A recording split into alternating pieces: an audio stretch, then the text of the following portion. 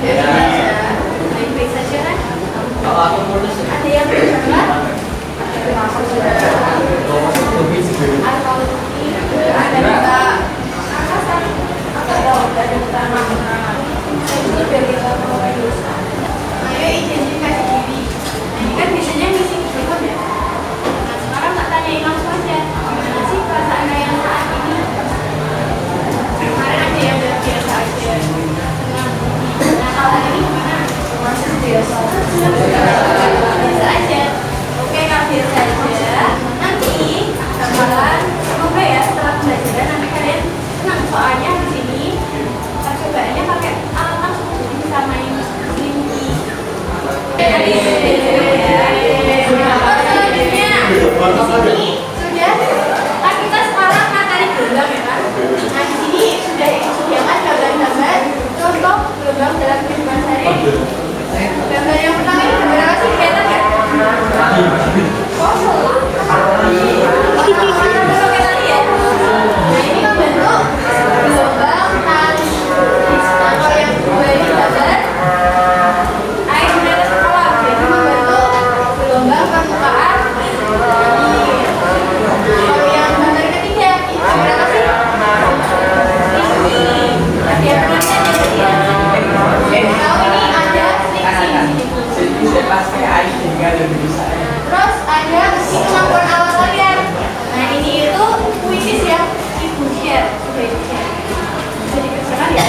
Nah, kita lanjut ke materi gelombang. Yang tujuannya setelah mempelajari materi ini itu kalian bisa apa? Perhatikan tujuan pembelajarannya. Yang pertama nanti kalian harus mampu menjelaskan apa? Gelombang. Yang pertama kebenaran yang merambai dengan baik. Terus yang kedua apa? Contoh-contoh gelombang. Terus ada variabel gelombang. Nah, nanti belajar itu ya.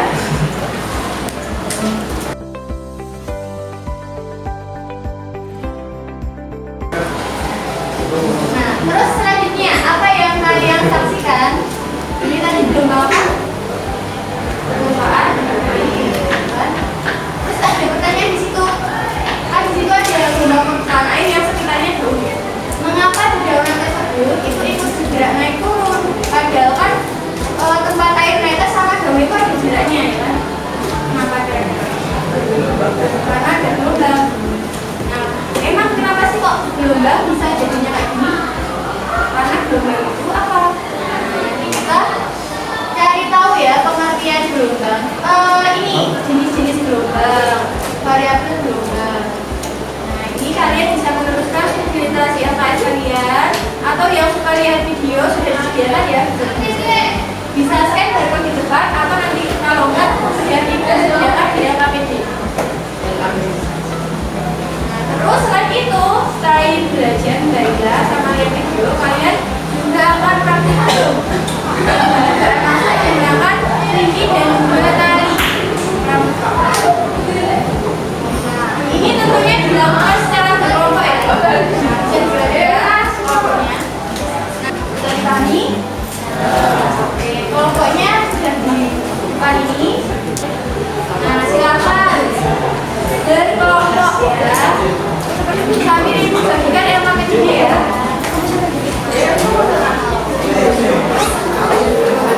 Perhatikan ya, berkelompok semua. Dapat yang aku bisa tidak. Oke, nama sama nomor absen. Baca tujuan pembelajaran untuk menjawab apa? Kesimpulan. Dan BT hasilnya. Cara Ini loh Pak. orang yo. Jelas.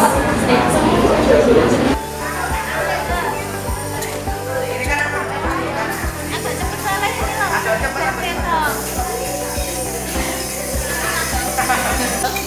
Jadi ini dia mau percobaan. Tulis BCD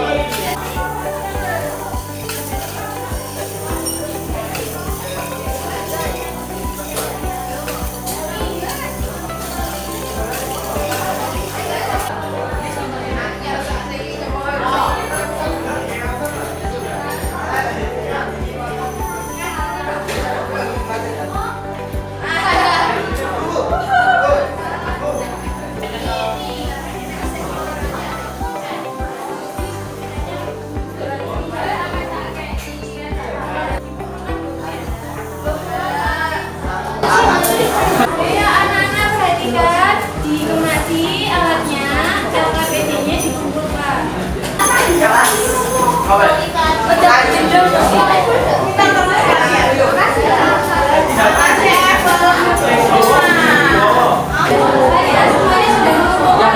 Sekarang waktunya untuk presentasi. Yes.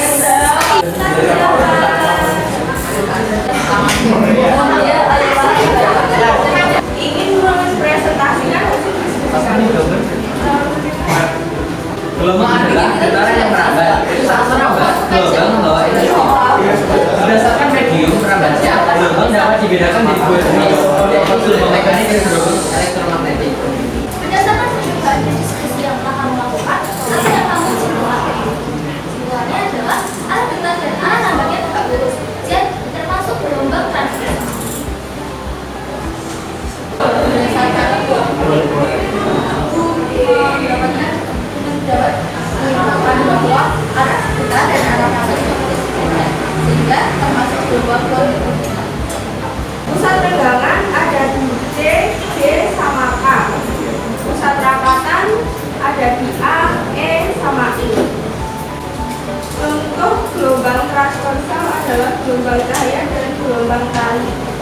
Lalu contoh gelombang longitudinal ada gelombang tinggi dan gelombang spesial.